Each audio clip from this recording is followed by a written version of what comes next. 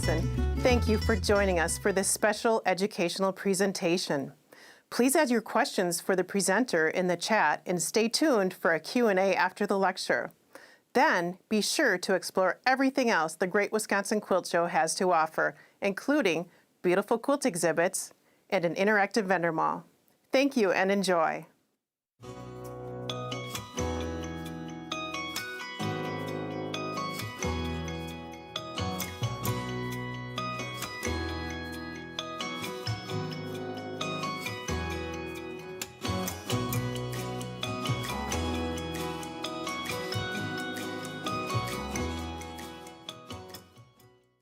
Hi, on behalf of Textile Center of Minnesota and Women of Color Quilters Network, I welcome you to our presentation, Speaking Without Words, Activism Through Quilting.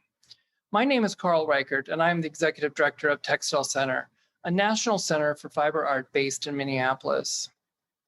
In the week that followed the murder of George Floyd on May 25th, 2020, right here in Minneapolis, I reached out to Dr. Carolyn Mazlumi, who is a member of Textile Center's National Artist Advisory Council. I was seeking her advice about how we could respond to the issues of racism and police brutality that put our city at the epicenter of a nationwide protest movement. She replied promptly with an email that read, quote, "There should be a call to action. We need an exhibit. I would love to curate one for the Textile Center. I'm ready to rumble. Say yes," end quote. And of course, we said yes. Who better to help guide us through these difficult times than the amazing Carolyn Mazlumi, who quilters across the nation and around the world know through her work as the founder and champion of Women of Color Quilters Network, as well as an author, lecturer, curator, national arts leader, and a phenomenal quilter in her own right. Within days, Carolyn had outlined the concept for We Are the Story, a series of 7 art quilt exhibitions that Textile Center and Women of Color Quilters Network and friends would present here in Minneapolis during the year that followed the murder of George Floyd.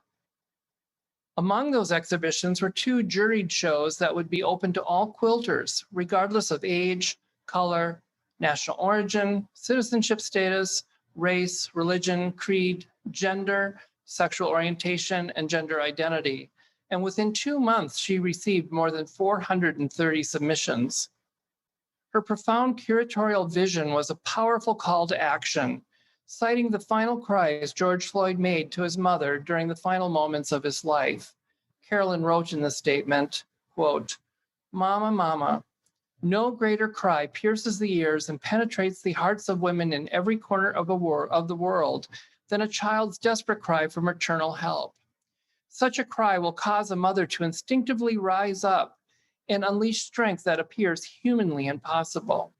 There's nothing more powerful to mobilize a collective of women than the cries of their children. Such cries serve to herald in a call to arms for such a time as this," end quote.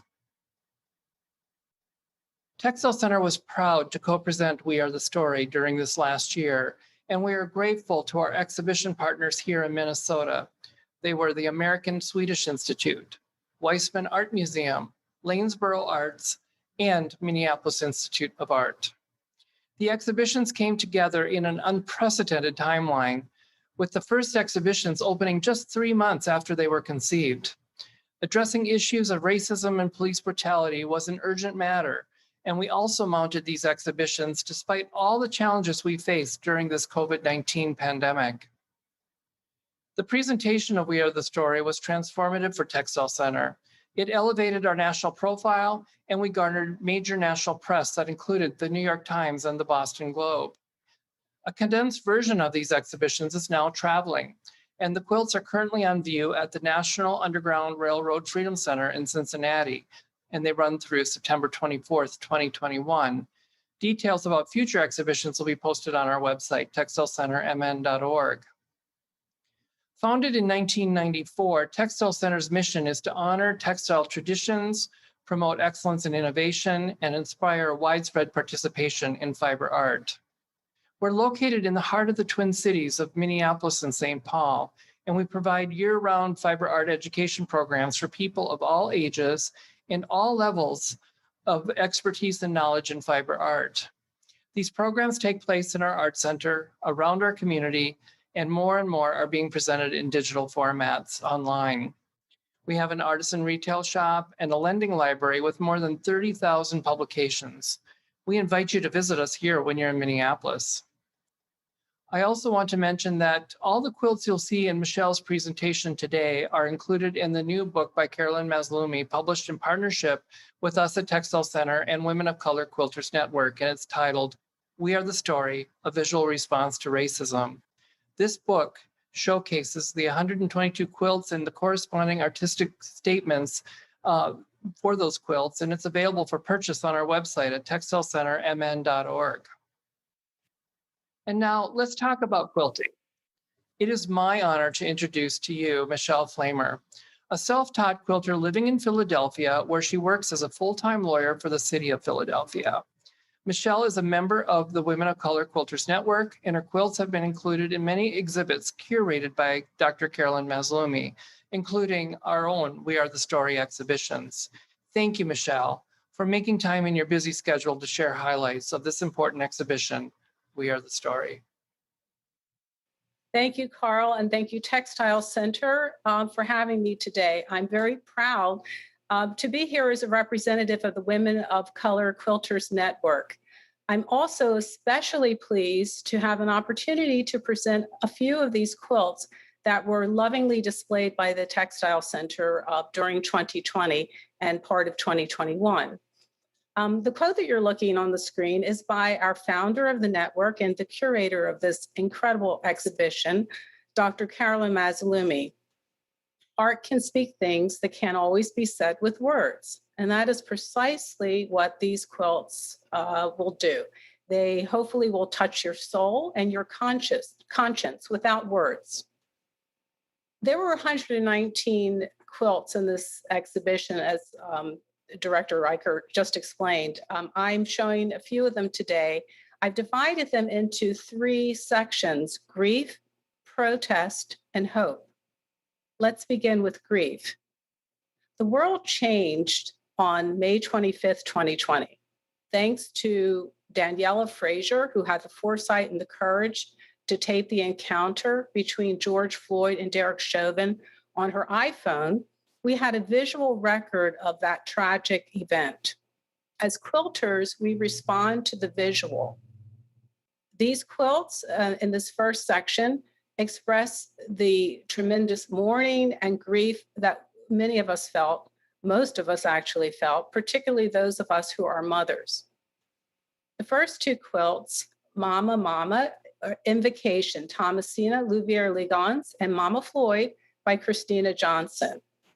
These quilts express George Floyd's dying last words, Mama, Mama.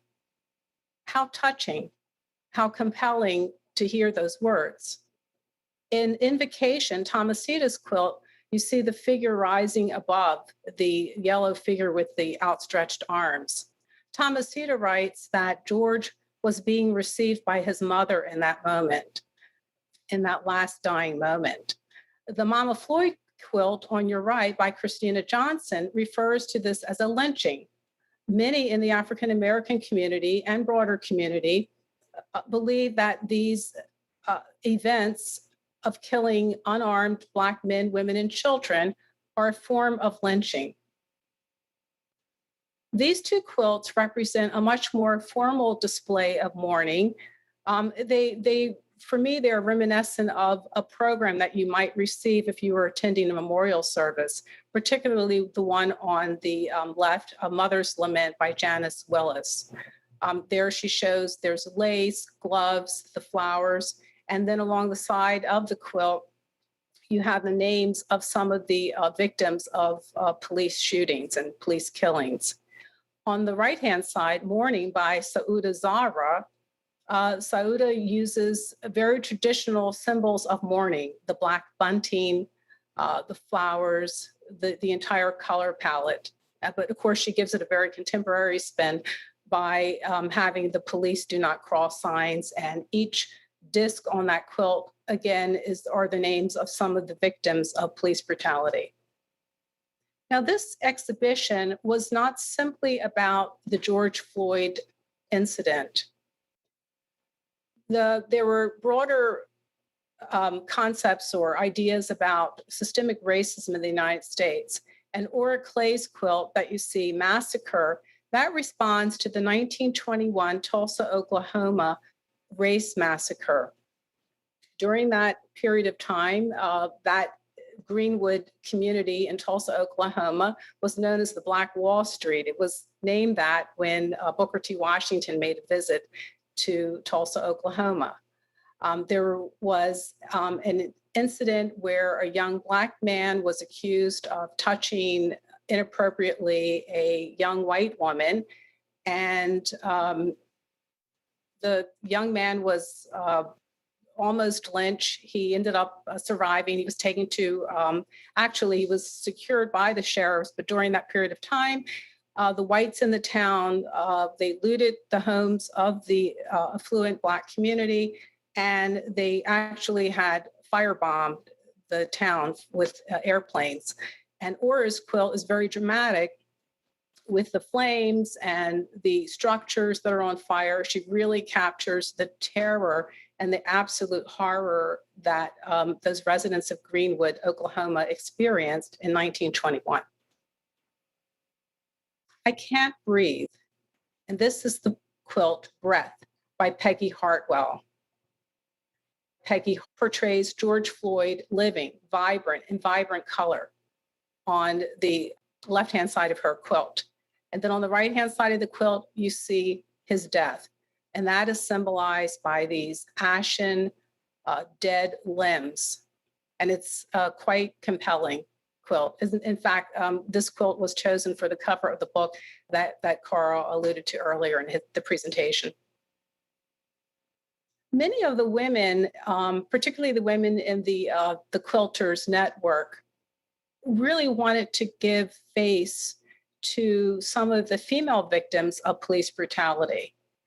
Quite often, the media neglects some of these incidents, and many of us are familiar with the quilt, probably the subject matter of the quilt on the right, Sandra Bland, and that quilt is simply entitled Sandra by Zoe Lautz.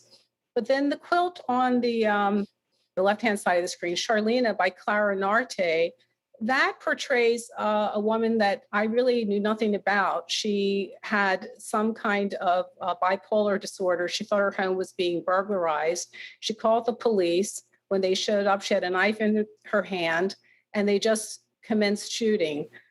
They not only killed Charlena, but they killed her unborn child. So the 5 little paisley figures that you see floating above Charlena's head represent her 4 living children and the 1 unborn child. And this shows you how a quilt can inform you. I knew nothing about this story, and it's just a way of memorializing and bringing honor to the memory of this mother of 5 children, who was unfortunately struck down in the prime of her life. Enough is a quilt by Allison Allen. Allison made this quilt. It's part of a series that she did on racism generally, and she uses the pop art technique. That is the inspiration for her quilt here, and it's a very powerful quilt.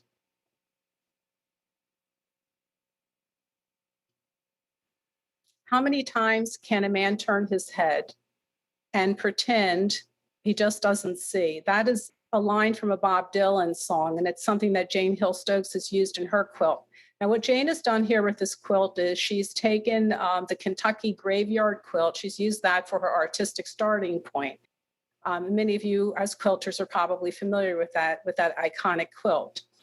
She combined and actually used some of her own personal artifacts, a pair of blue jeans, a napkin, a tablecloth to construct this quilt.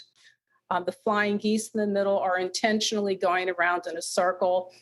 The entire expression of this quilt it's an expression of frustration and an expression of how people lack empathy toward one another.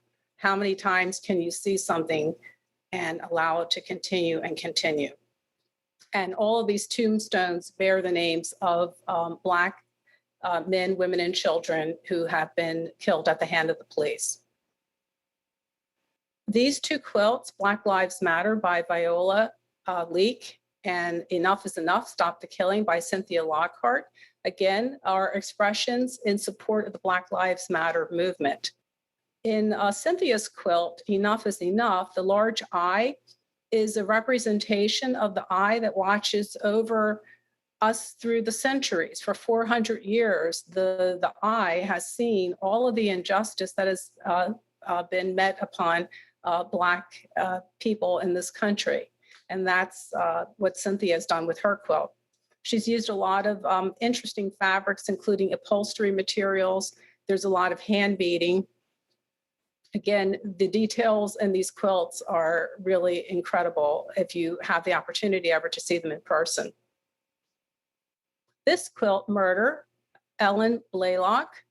Her artistic inspiration for this quilt is Pablo Picasso's Guernica. And it is like warfare. And she's used many of the expressions from the Black Lives Matter movement. Hands up, don't shoot, murder, I can't breathe. Again, it's another very compelling and very powerful quilt, and something that conveys just the utter chaos and confusion and almost the hopelessness and helplessness that people feel. I'll Fly Away by Susan Brubaker Knapp. It's a very gentle, beautiful quilt. Susan was inspired by the song, or it's actually an old hymn called I'll Fly Away. There's also an allegory by Toni Morrison. The idea of flying away, it's the idea of flying away from injustice, flying away from pain, from suffering. It's very much like George Floyd's dying words, Mama. He wanted to return to his mother. He wanted to leave. And I've included a close-up, a detail image of Susan's quilt.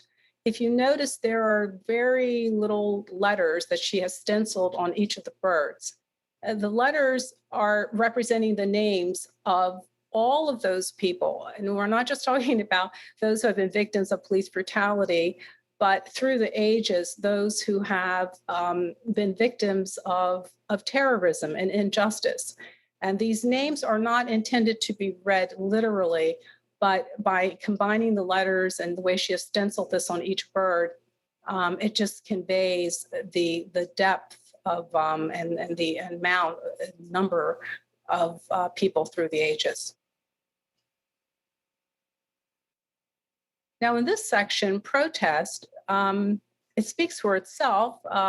These quilts are about those who went out and protest. These quilts themselves are really a type of protest, of quilted or fabric protest. You will see examples of anger and frustration, as well as actual organized protest. This quilt by Carolyn Crump, Cracked Justice, really says it all. I mean, Carolyn has been able to just really capture the temperature and the environment that the America was in the summer of 2020.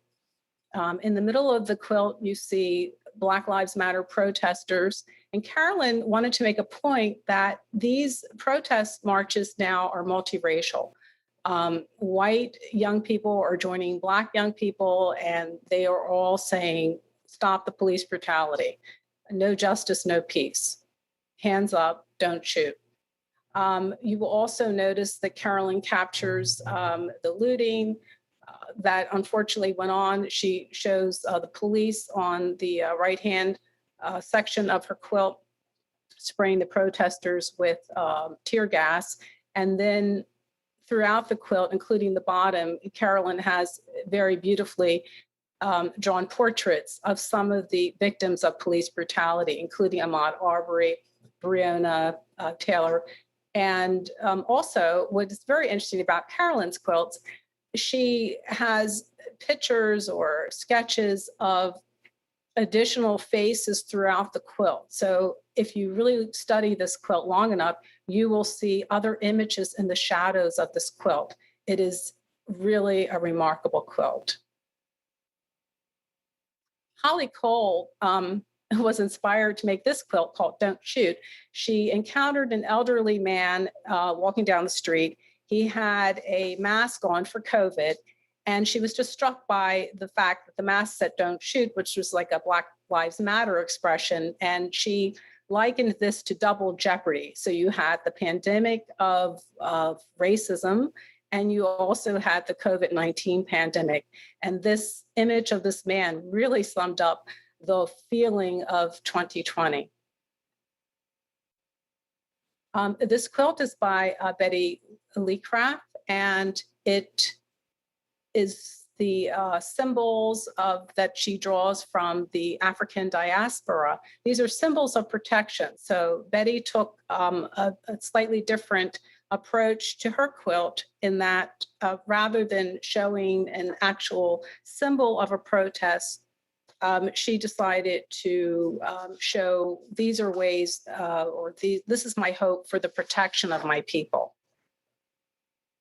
Okay, Dancing in the Tears Gas by Eileen Doty. Eileen saw some news footage, and I believe a newspaper photograph of a woman in, I believe, Seattle, Washington, holding up an open umbrella. She was part of a protest, and at that moment, the police started spraying tear gas. And as the woman ran away with the umbrella in her hand, Eileen said she was struck by the woman's movement. It looked as though she was actually dancing among the tear gas. And as you can see, they have that white spray of tear gas in the middle of the quilt. And the quilt obviously has a lot of movement in it because you have the single figure of the woman with the umbrella as she travels down to the lower right-hand corner of the quilt. I really like this quilt by Mary Vanek, White Silence is Violence. White Silence is Violence is a slogan from the Black Lives Matter movement. Mary presents it here so artfully, and it's such stark simplicity, which makes this statement all the more powerful. Her straight line quilting, the color palette, she's using white, and then the digitized embroidery. It's a very stunning quilt, just because it is so simple and so direct in its message. Here's my quilt, Black Lives Matter. The title of the quilt is Dear White People.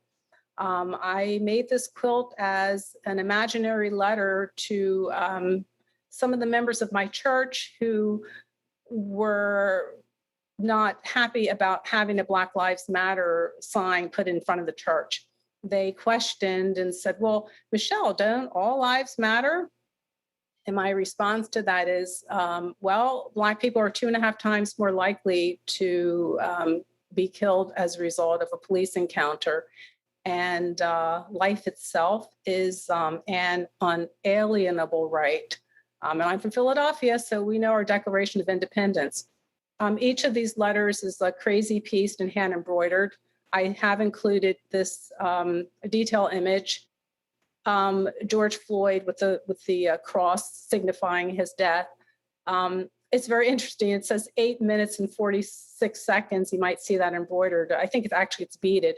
At the time, these quilts were made in June of 2020, and that was before we had the full forensic report. So actually, George Floyd suffered under Derek Chauvin's knees for over 9 minutes.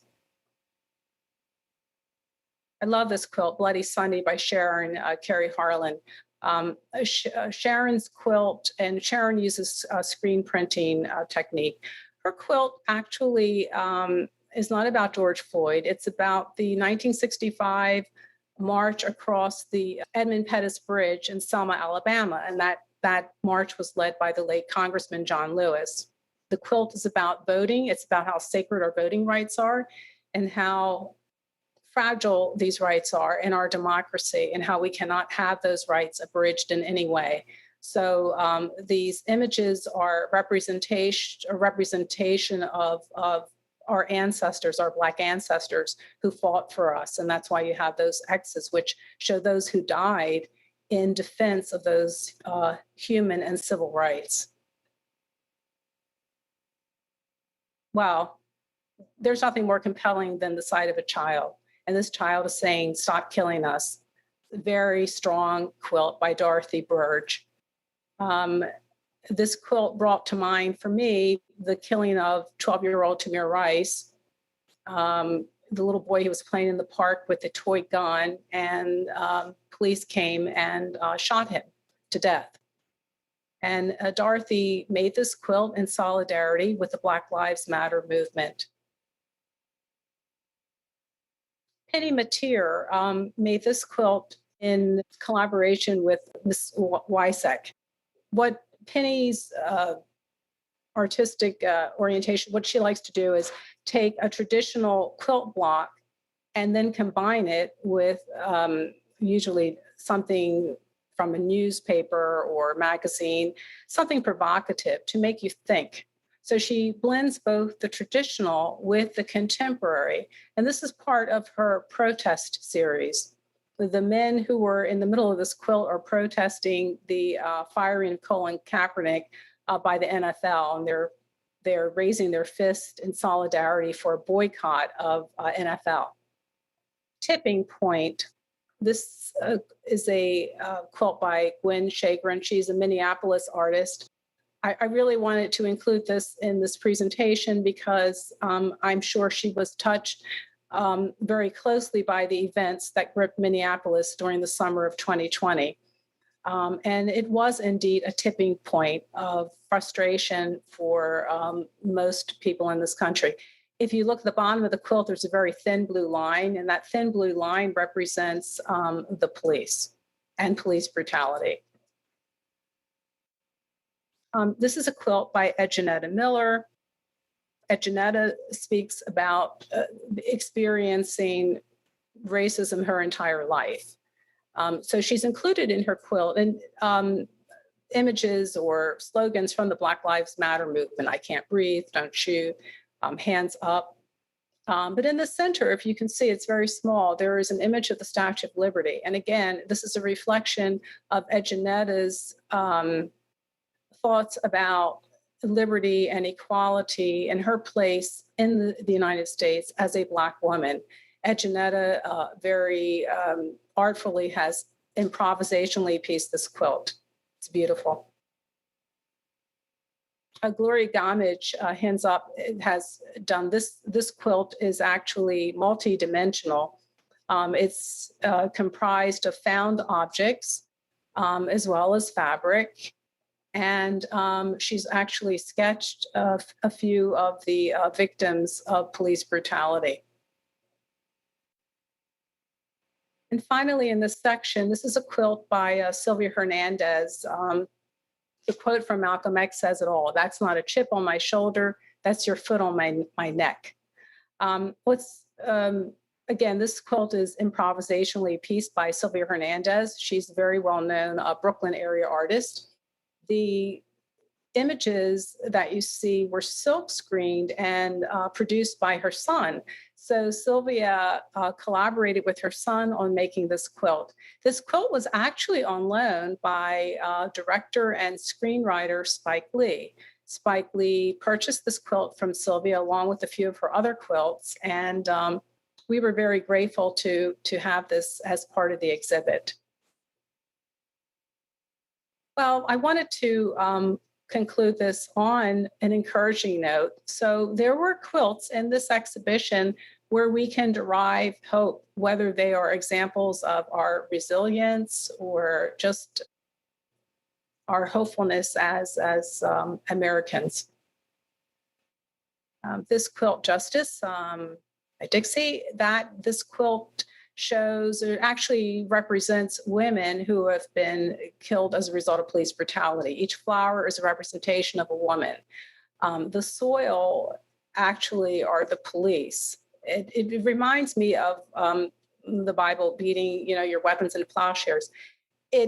she used a police uniform and actually deconstructed it for the lower part of her quilt where the soil is. But it's a hopefulness about this quilt because out of destruction, out of death, out of hatred, you have something beautiful like these flowers. Everybody Gonna Shine by Rebecca Cinnamon Murphy. This is a very unusual quilt. The figure that you see there is Lizzo, the award-winning singer-songwriter. Rebecca saw a relationship between Lizzo and George Floyd because they both chose Minneapolis to be their home.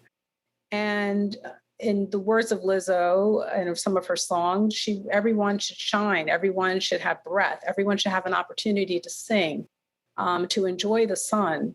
And so you see the light bulbs on the other side, and there's a lot of movement and joyfulness about this quilt.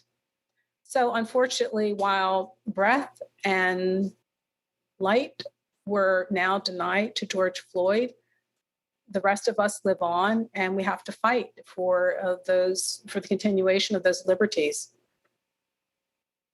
This is a quilt by Beverly Kirk, The Scipio Legacy. Beverly uses her family history. There was a 1948 US Supreme Court case which allowed her, one of her relatives, to actually attend the University of Oklahoma. It was a lawsuit and they prevailed. It was, they were not permitted to attend the school because of segregation laws. Beverly used this quilt as an expression not only of the pride that she has in her family, but I like it because it represents our history. And we're living in a time now when history is under attack. And again, this is a quilt that is quite encouraging and forward-looking. This quilt by Gwendolyn Acquie Books, Black Lives Matter. Again, the hopefulness here is that in the central figure of the female, you will see on the upper left-hand side of the quilt, there's a little gold kind of a yellow disc, and that represents the sun rising over this woman who is protesting. It is History by Deanna Tyson. Deanna is a British artist who submitted a quilt for this exhibition. And the quote at the top of her quilt says, "The toppling of statues is not an attack on history, it is history." And this is a really fanciful quilt. Deanna imagines a meeting between President Barack Obama and Frederick Douglass while President Abraham Lincoln is presiding. And both President Obama and Frederick Douglass are toppling statues that represent symbols of white supremacy.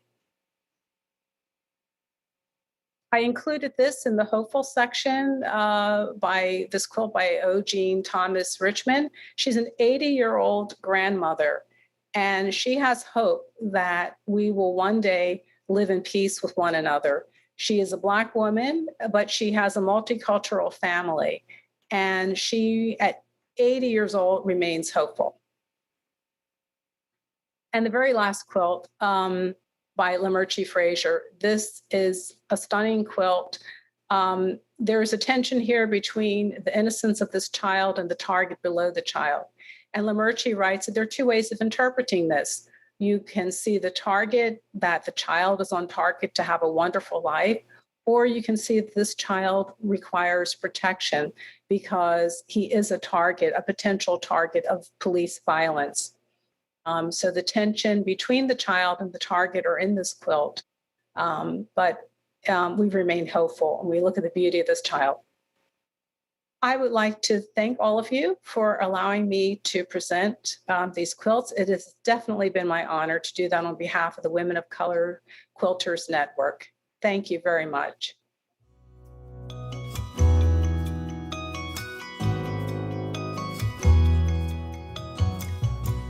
Hi, I'm Deanna Springer, and thank you for joining us for the Great Wisconsin Quilt Show. And thank you for tuning in for Speaking Without Words, Activism Through Quilting with Michelle Flamer and Carl Reichert. And we're happy to have Carl and Michelle here today.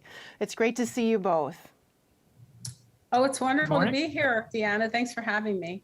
And thanks so much for joining us. And we have questions from the Q&A and live chat and comments. Lots of people are being inspired today. So I'll share some of those with you now.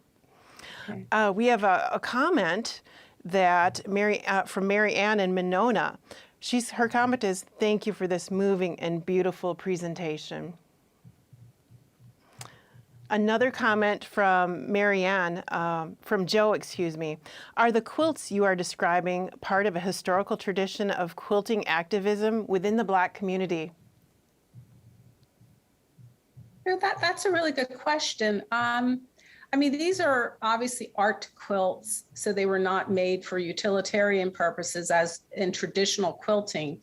Many of you may be familiar with the Freedom Quilting Bee, and that was in the 1960s. It was an outreach of the civil rights movement led by Dr. Martin Luther King Jr. And so, yeah, in a way, I would say that this is definitely a continuation of that type of activism through quilting. It's just in a very different way. You know, now we're using needle threads and computer generated images to produce our quilts. So it's advanced in that regard, but the heart and the soul of it is still steeped in redressing injustices.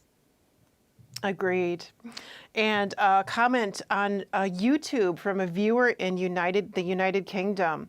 "I find this very powerful, a very powerful approach to getting a message across." Oh, that's wonderful to hear. I'm not sure if it was mentioned in the presentation, but the quilt by Diana that showed the toppling of these icons of injustice or white supremacy, that was actually done by a British quilter. Amazing. And Yeah. Carl, we have questions about the book. Where can we find the book? Well, the book is available through our website at Textile Center. So it's textilecentermn.org, and you'll find a link right on our homepage. And it is priced at $43.21 and plus shipping.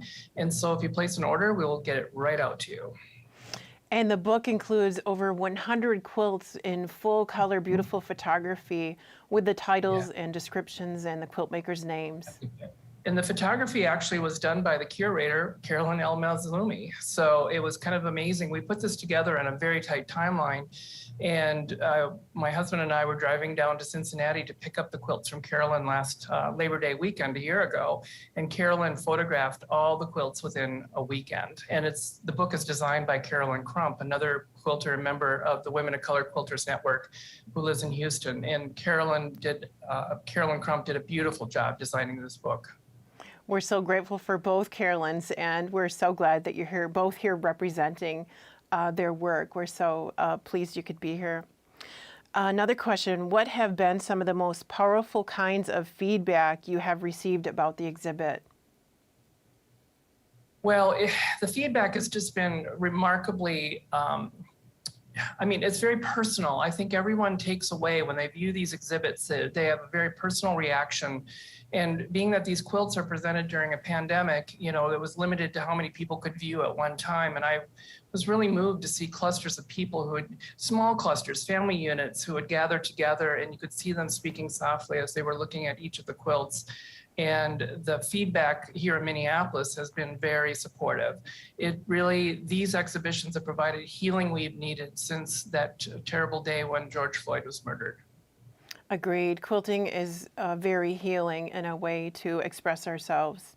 And a comment and a question: these quilts are stunning, compelling, and heartbreaking.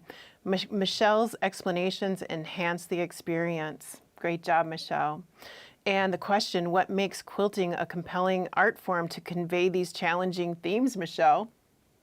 Oh, that's a huge question. Yeah, I'm not sure. A lot of people have said, and everyone's heard this before, when you have a quilt, you're born like under fabric, or you're covered with fabric. It's the first experience you have as an infant. You may not remember it, but it is.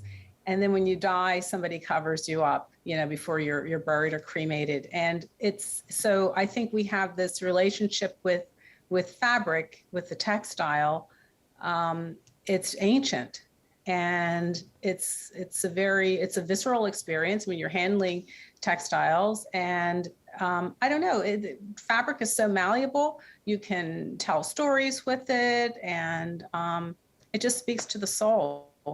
I don't know. It sure does. It sure does. And a question for both of you from a viewer in the live chat. Oh, do you either of you have a favorite quilt within the exhibit? That's like asking who's your favorite child. You know, I think the quilts are so varied. Each one speaks so uniquely. I was just impressed by the variety of ways the artists express themselves and use techniques. I don't know, Michelle, how do you feel about it?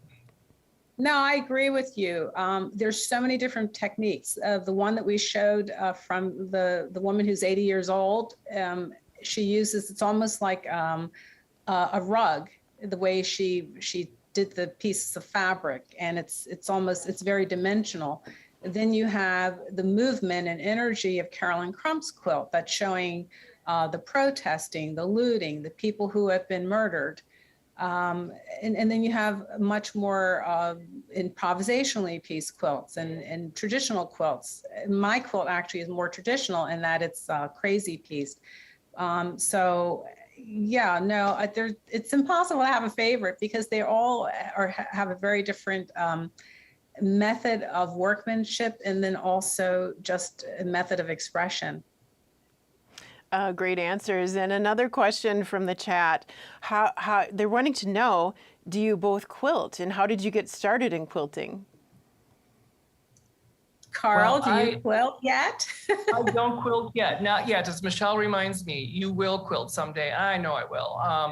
I'm just, I'm surrounded by so many wonderful quilters here at Textile Center. And, I love everything from the contemporary quilters to the traditional. And I think it's just a marvelous art form. I tend to be more of a knitter and a weaver, but quilting will be part of my repertoire in the future. And Michelle, how did you get started quilting?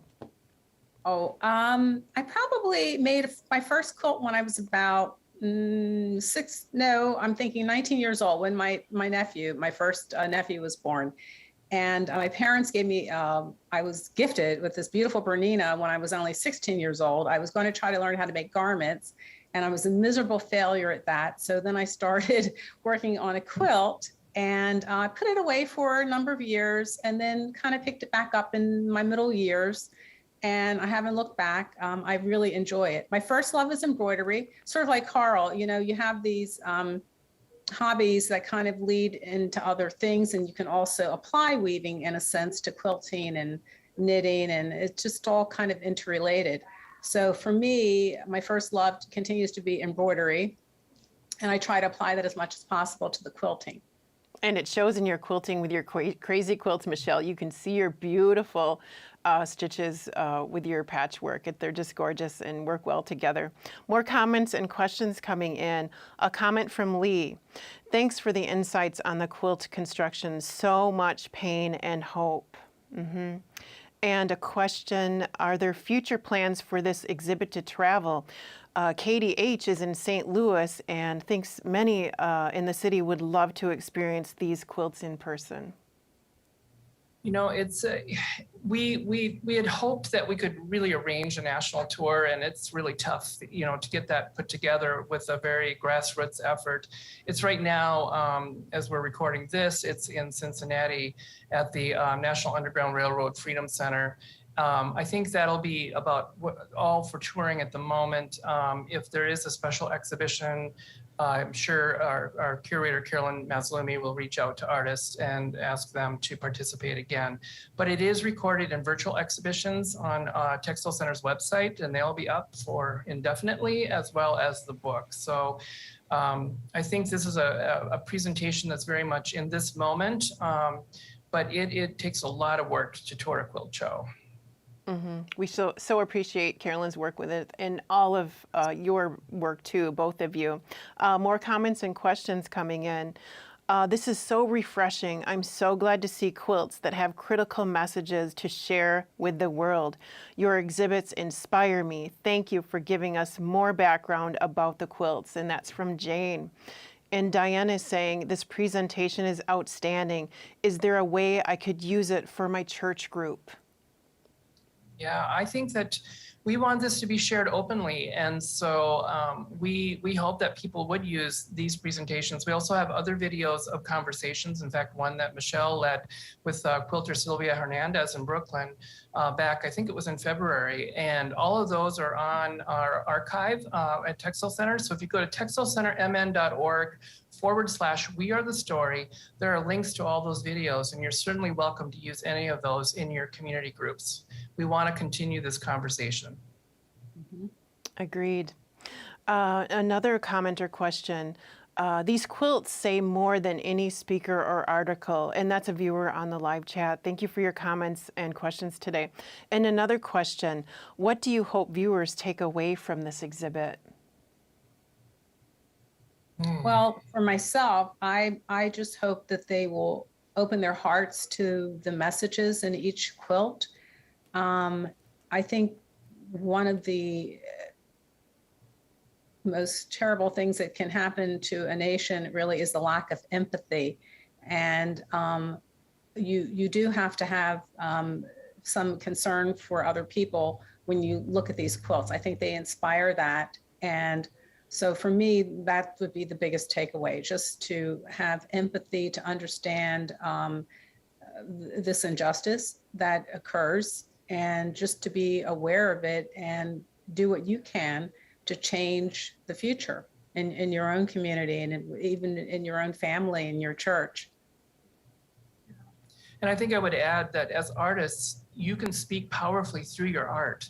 And I think we'd like this to be a motivation for people to really think about, how can I use my art to really express how I'm feeling about injustices in the world? Or, you know, it can be from the tragic, the challenging, you know, provocative issues to, you know, the good news of feeling that things, you know, when there's a really positive change, also to celebrate. So I think art speaks, and it's really important for artists to not hold back and to let their voices be heard. And it doesn't have to be, as one of your viewers commented, through words. It can be through the images you create. Well said to you both. And Michelle, keep on quilting and keep on sharing your quilts with us. And Carl, keep curating and sharing the exhibits with us. And we look forward to connecting with you both in the future. And Carl, please let us know again how we can connect with you through the web. So textilecentermn.org. You can go there and you can find everything on our homepage. And then We Are the Story is you can just put that into our search and you'll find all the information there. And Michelle, how can we connect with you? I don't have a web page or a website. I'm not sure.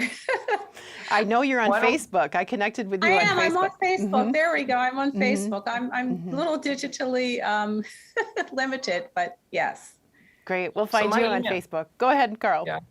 And my email address is on our website. And so if you want to get a hold of Michelle, you can email me and I'll be very happy to pass on your messages to Michelle. And I'd be very happy to communicate with anyone out there. I love communication. Thank you. It's great communicating with you both today, and thank you for sharing your time with us today. And I so appreciate you being here. Thank you. Thank you.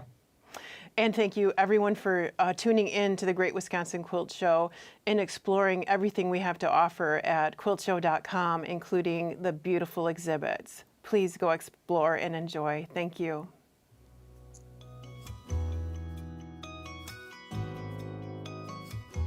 Thanks again for joining us. This year's educational presentations are made possible with your contributions. Your support helps us offer a free and accessible online experience where we can celebrate our shared love of quilting.